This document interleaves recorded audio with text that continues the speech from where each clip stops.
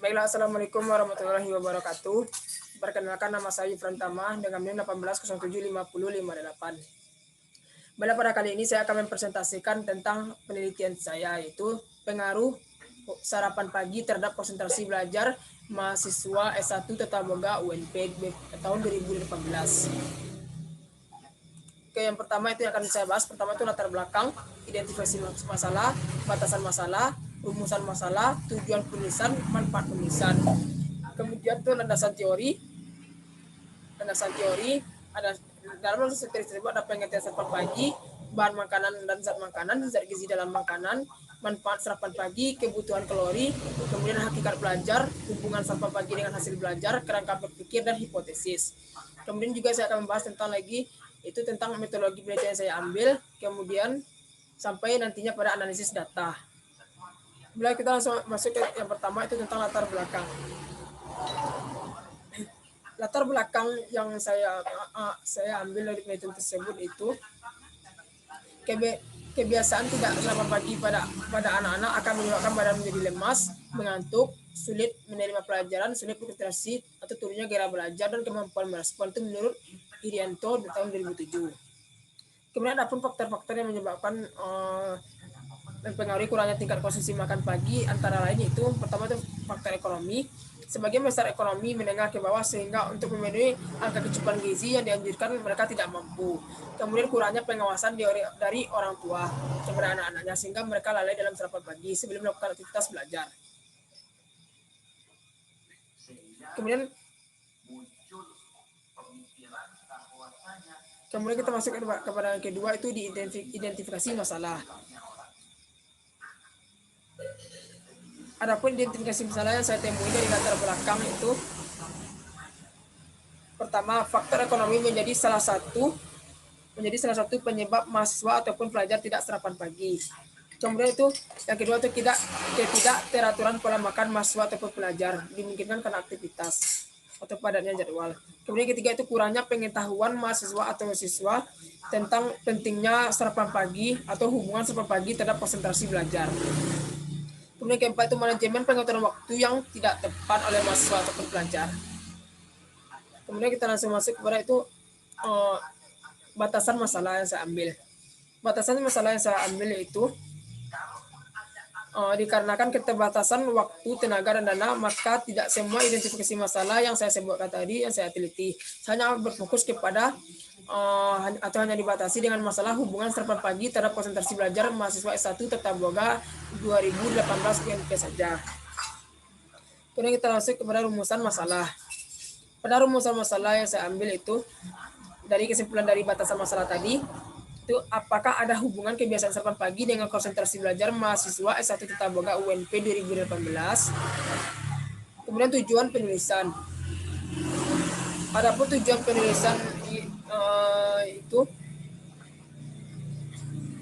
untuk menganalisis hubungan kebiasaan sarapan pagi dengan konsentrasi belajar mahasiswa S1 Boga dalam proses pembelajaran. Kemudian kita masuk kepada lagi manfaat penulisan. Yang pertama itu bagi para pelajar. Dengan adanya pembahasan tentang pengaruh sarapan pagi terhadap konsentrasi belajar, hendaknya para pelajar atau mahasiswa membiasakan sarapan pagi sebelum melakukan aktivitas, terutama dalam melakukan aktivitas belajar. Kemudian bagi orang tua dan guru. Bagi orang tua dan guru hendaknya selalu mengingatkan anaknya akan pentingnya sarapan pagi sebelum melakukan aktivitas belajar. Kemudian manfaat sebagai teoritis, hasil penelitian manfaat sebagai bahan masukan atau sebagai sumber pemikiran bagi dunia kesehatan dan keperawatan. Kemudian kita langsung masuk kepada bab 2 yaitu landasan teori.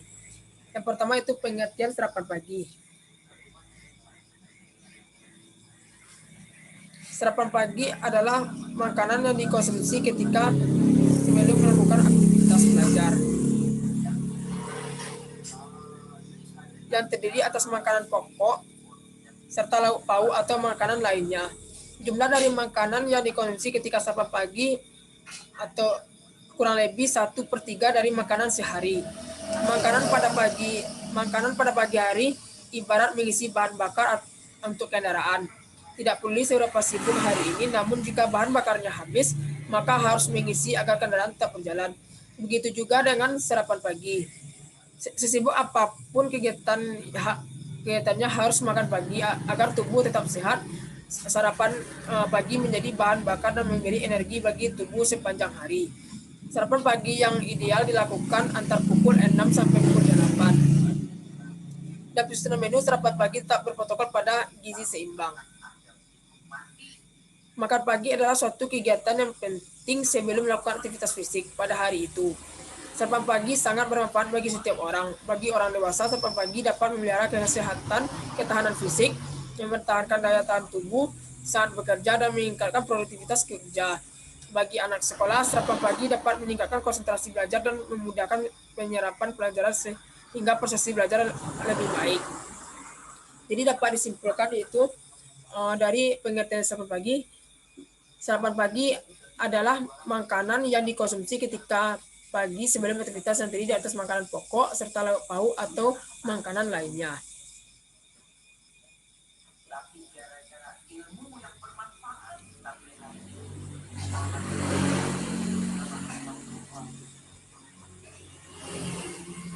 Kemudian kita langsung masuk kepada itu bahan makanan dan zat makanan. Satu, makanan sumber energi, yaitu makanan sebagai penunjang aktivitas sehari-hari.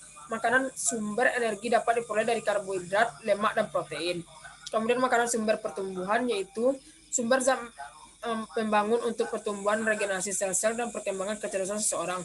Makanan sumber zat pembangun dapat diperoleh dari sumber nabati dan hewani.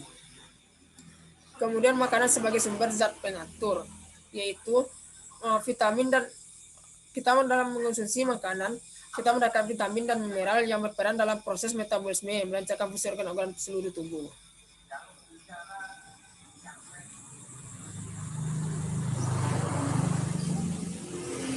Kemudian selanjutnya kita masuk ke zat gizi dalam makanan. Pertama itu karbohidrat. Karbohidrat merupakan sumber kalori utama bagi hampir seluruh penduduk dunia, khususnya bagi penduduk negara sedang berkembang. Karbohidrat sangat walaupun jumlah kalori yang dapat dihasilkan oleh 1 gram karbohidrat hanya 4 kcal dan meningkat dengan protein dan lemak. Karbohidrat merupakan sumber kalori yang murah. Beberapa golongan karbohidrat menghasilkan zat-zat pangan yang berguna bagi pencernaan. Karbohidrat juga dapat kita peroleh dari serealia, tepung-tepungan, dan umbi-umbian. Kemudian kita masuk kepada lemak atau minyak. Lemak merupakan sumber energi yang lebih efektif dibandingkan karbohidrat dan protein. 1 gram lemak dapat menghasilkan 9 kcal energi. Kemudian kita masuk protein. Protein itu merupakan rantai asam amino yang diperlukan oleh tubuh. Peranan protein dalam tubuh itu untuk pertumbuhan memperbaiki sel-sel yang telah rusak. Kemudian itu air. Air merupakan komponen yang sangat banyak dalam tubuh. Hampir 3/4 dari berat tubuh manusia terdiri dari air. Kemudian vitamin. Vitamin merupakan zat gizi mikro, maksudnya jumlah yang dibutuhkan oleh manusia relatif sangat kecil, tapi sangat penting bagi tubuh manusia. Kemudian itu mineral. Mineral itu dalam tubuh unsur mineral berfungsi sebagai zat pembangun dan pengatur. Mineral juga tergolong dalam zat gizi mikro seperti vitamin. Kemudian selanjutnya yaitu kita langsung masuk pada manfaat sarapan pagi.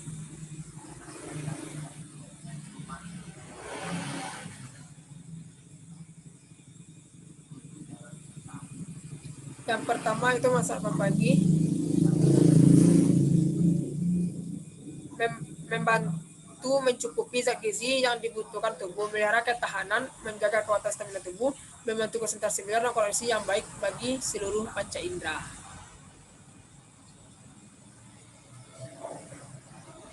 Kemudian juga meningkatkan kerja otak, kemudian itu mengurangi sindrom metabolik, kemudian memenuhi nutrisi yang akan dibutuhkan oleh tubuh. Kemudian kita masuk itu kebutuhan kalori oleh tubuh manusia.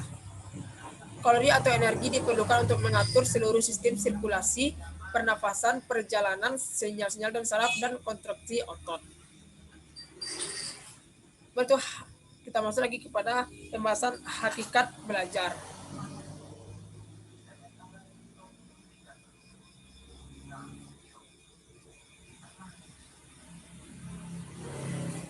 Pertama itu dalam filsafat pendidikan.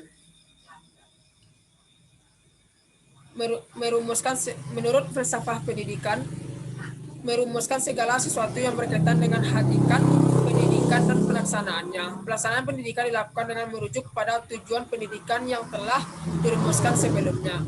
Dengan demikian, proses dan tujuan yang hendak dicapai oleh pendidikan merupakan hakikat pendidikan itu sendiri. Kemudian itu yang kedua itu teori belajar. Teori belajar di sini terbagi 4. Teori behaviorisme yaitu hal-hal yang berubah dan dapat diamati.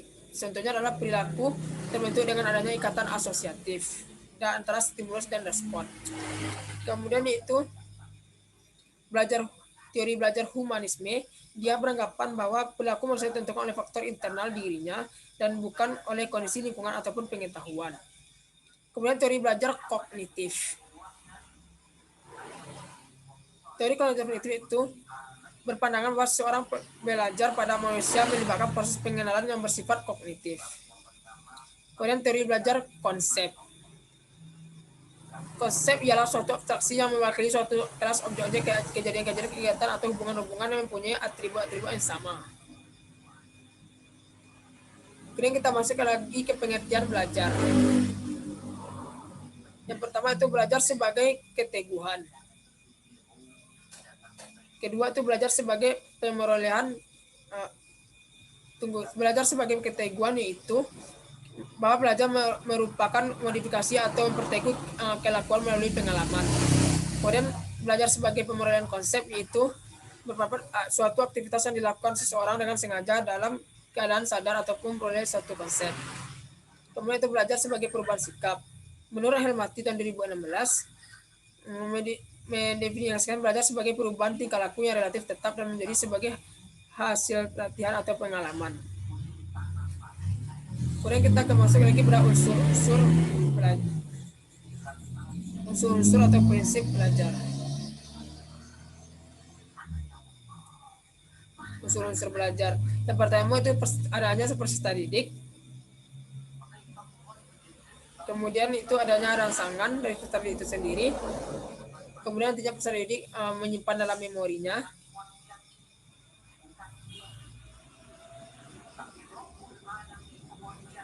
Kemudian selanjutnya itu faktor-faktor yang kita masuk pada faktor mempengaruhi belajar. Pertama itu faktor internal. Faktor internal itu adalah faktor jasmani. Faktor jasmani merupakan faktor yang mempengaruhi gaya belajar peserta didik berdasarkan tingkat kelelahan tubuh atau ketahanan tubuh seseorang. Kemudian faktor fisikis. Faktor fisikis ini itu inteligensia atau umur, usia, kemudian perhatian terhadap fokusan terhadap pelajaran tersebut. Kemudian adanya minat, kemudian bakat, kemudian ada motivasi. Faktor eksternalnya itu adalah faktor dari orang tua. Orang tua merupakan merasa yang pertama bagi anak-anaknya. Apabila keluarga dari peserta didik tersebut tidak harmonis, maka itu akan mempengaruhi dalam tingkat belajar siswa-siswi tersebut atau mahasiswa. Kemudian relasi keluarga. Kemudian itu suasana rumah. Kemudian faktor ekonomi itu juga menjadi salah satu faktor yang mempengaruhi konsentrasi belajar atau tingkat prestasi seorang siswa ataupun mahasiswa.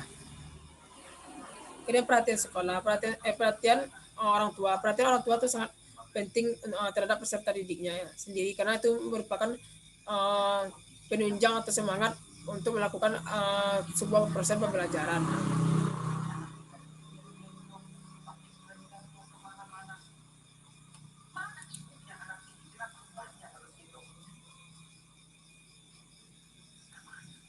Kemudian itu kita langsung masuk kepada hubungan dengan hasil belajar.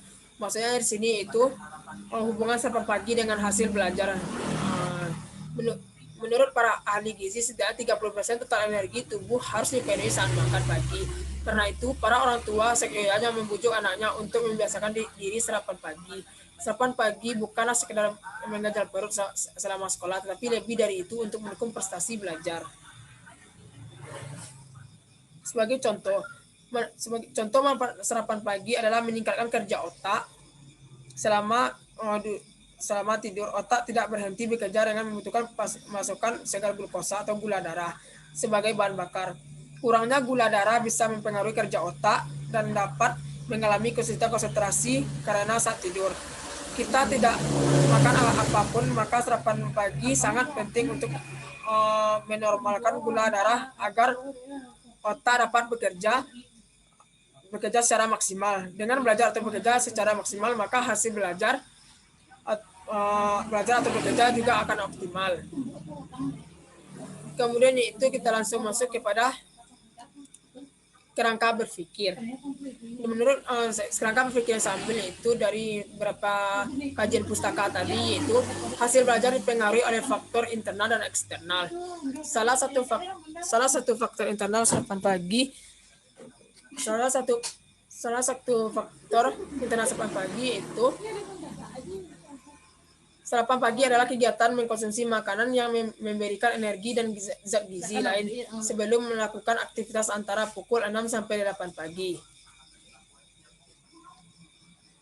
Kemudian hipotesis yang dapat saya ambil dari kajian teori tadi atau kajian pustaka tadi itu terdapatnya hubungan antara sarapan pagi dengan konsentrasi belajar siswa S1 tetap boga. Jadi dikarenakan ada seseorang yang melakukan penelitian,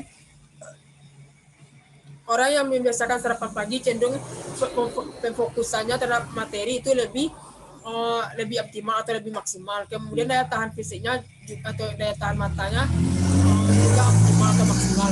Sedangkan yang tidak sarapan pagi itu juga cenderung mereka itu sering gelisah. Kemudian setelah sering gelisah, dia terkadang tidur di kelas ataupun merasa lemas, terlihat dari wajahnya itu sendiri. Menurut pengalaman saya juga pernah merasakan tentang pengaruh sarapan pagi ini terhadap hasil belajar saya. Ketika saya tidak sarapan pagi, itu perhatian kita kepada belajar tersebut atau pemahaman kita dalam proses materi yang diberikan oleh seorang guru itu cenderung kita tidak fokus, dan saya ketika itu akan sangat mengalami kegelisahan. Sedangkan kalau kita sarapan pagi itu cenderung kita lebih optimal atau fokusan daya yang kita tuh lebih tajam, kemudian daya menangkap atau serap hasil materi tersebut itu lebih optimal atau lebih cepat kita pahami ketika kita melakukan sarapan pagi. Kemudian selanjutnya itu kita masuk kepada bab 3 atau metodologi penelitian. Jenis penelitian yang saya ambil itu berdasarkan tujuan penelitian desain yang digunakan dalam penelitian ini yaitu korelasional, di mana penelitian ini menggunakan pendekatan cross-seksional. Penelitian korelasi adalah suatu penelitian melibatkan tindakan pengumpulan data guna dapat menentukan apakah ada hubungan dan tingkat hubungan antara dua variabel atau lebih. Adanya hubungan dan tingkat variabel ini sangat penting karena dengan mengetahui tingkat hubungan yang ada, peneliti akan dapat mengembangkannya sesuai dengan tujuan penelitian. Dalam penelitian ini, variabel yang diteliti itu pengaruh sarapan pagi dengan konsentrasi belajar mahasiswa S1 Taboga UNP 2018. Jadi jenis penelitian saya ambil itu adalah korelasional, di mana itu akan menghubungkan antara variabel yang satu atau variabel yang lainnya. Apakah ada hubungan tertentu dengan tingkat hubungan antara dua variabel gitu. Salah satunya itu pengaruh sarapan pagi terhadap konsentrasi belajar mahasiswa S1 Taboga UNP. Jadi apakah ada pengaruh antara sarapan pagi dengan konsentrasi belajar. Karena itu saya mengambil jenis penelitian itu korelasional. Kemudian waktu dan tempat penelitian. Waktu penelitian itu saya melakukan pada bulan Maret tahun 2021. Kemudian lokasi penelitiannya itu dilakukan di Universitas Negeri Padang atau Fakultas Pariwisata Perhotelan, atau tepatnya berdasarkan online saja atau berdasarkan wawancara secara online atau bertanya lewat grup kepada beberapa bagian mahasiswa UNP S1 Taboga BP tahun 2018. Saya hanya mewawancarai secara acak dengan cara online gitu, berdasarkan pengalaman dari mereka. Karena populasi dan sampel. Kita itu masuk itu populasi dalam penelitian ini itu mahasiswa S1 Taboga 2018 Universitas Negeri Padang persisnya sejumlah 15 orang. Kemudian sampelnya itu dalam penelitian ini sampel yang dilakukan adalah mahasiswa S1 Taboga yang berjumlah 7 mahasiswa SID dan 8 mahasiswa sosial di Universitas Negeri Padang. Kemudian populasinya itu dalam penelitian ini jumlah populasinya sebanyak 15 orang. Jadi kita masuk ke berat teknik sampel. Teknik sampel pada penelitian ini itu menggunakan simple random sampling. Pemilihan sampel dengan cara ini merupakan probabilitas yang paling sederhana. Dengan random sampling kita hanya mengambil secara acak saja dan mengambil secara acak sampel-sampel yang kita ambil sebagai untuk perwakilan saja dalam penelitian kita. Jika dilakukan pengambilan sampel seluruh mahasiswa satu tatap muka, tentu waktu tidak akan cukup, kemudian banyak menghabiskan tenaga, kemudian juga akan juga cukup sulit untuk melakukan pengambilan sampel. Karena itu saya mengambil random sampling atau sampel yang diacak saja dari beberapa kelas satu tatap muka untuk perwakilan saja. Kemudian itu masuk variabel dan definisi. Pertama itu variabel di dalam penelitian ini itu ada variabel independennya itu variabel independen itu variabel bebas adalah penelitian ini adalah serapan pagi. Kemudian variabel independennya itu konsentrasi belajar. Kemudian definisi operasional variabelnya itu pertama itu alat ukur jumlah serapan mahasiswa setiap minggu, serinya serapan mahasiswa atau tidak, kemudian serapan atau tidaknya mahasiswa itu salah satu alat ukurnya untuk mengukur salah satu alat ukur untuk dijawab oleh sampel. Kemudian kalau contoh soalnya itu misalnya yang kedua konsentrasi belajar itu ada juga pilihannya itu jika serapan tambah yang A jika serapan tambah konsentrasi atau tidak atau sama saja. Kemudian jika tidak serapan kurang konsentrasi atau tidak atau itu sama tidak. Jadi kalau definisi personal variabelnya itu berupa pertanyaan tentang pengaruh serapan pagi terhadap berdasarkan pengalaman dari mereka, dan mereka akan menjawab yang sampel akan menjawab dari pertanyaan definisi variabel tersebut.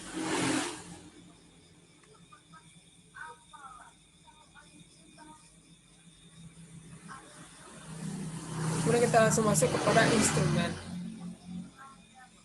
instrumen dan teknik pengumpulan data. Instrumen penelitian yang pertama itu variabel menurut instrumen penelitian adalah alat yang digunakan untuk pengumpulan data. Itu menurut Natowat Medjo tahun 2010. Dalam penelitian ini menggunakan instrumen penelitian berupa pertanyaan ataupun wawancara. Variabel pada jenis pengukuran ini penelitian mengumpulkan data secara formal sebagai subjek untuk menjawab pertanyaan secara lisan. Adapun variabel dependen itu konsentrasi belajar merupakan pertanyaan-pertanyaan yang digunakan untuk mengetahui bagaimana konsentrasi belajar mahasiswa dengan beberapa pertanyaan meliputi kategori iya atau tidak. Itu merupakan pertanyaannya iya atau tidak. Dia cukup sampelnya cukup dengan iya atau tidak saja. Itu yang untuk variabel dependen. Sedangkan untuk variabel independen itu serapan pagi diukur dengan menggunakan wawancara. Jadi untuk independennya itu serapan pagi diukur dengan teknik wawancara. Sedangkan independennya tadi cukup menjawab iya atau tidak saja. Kemudian masuk kepada teknik pengumpulan data, yaitu analisis data. Teknik analisis data, tahap analisis data merupakan bagian yang penting untuk mencapai tujuan penelitian. Di mana tujuan pokok penelitian itu dengan menjawab pertanyaan-pertanyaan peneliti yang mengungkap suatu fenomena. Data mentah yang didapat tidak dapat menyampaikan informasi yang diinginkan terhadap masalah penelitian tersebut. Pada variabel dalam penelitian ini itu menggunakan teknik rasa pada variabel dalam penelitian ini digunakan adalah jenis data interval. Nah, jadi analisis data itu saya menggunakan data interval. Saya menggunakan variabel tersebut agar dapat mengetahui seberapa sering mahasiswa itu melakukan sarapan pagi atau mahasiswa satu melakukan sarapan pagi sebelum berangkat kampus atau melakukan aktivitas belajar. Variabel dengan alat ukur menggunakan jenis data interval, maka memakai teknik korelasi R, XY atau Euro. Baiklah, mungkin itulah hasil presentasi saya yang saya kira itu hasil dari presentasi saya. Jika ada kekurangan atau kesalahan saya mohon maaf karena saya baru belajar melakukan presentasi online dan juga saya masih belajar tahap melakukan penelitian. Sekian, assalamualaikum warahmatullahi wabarakatuh.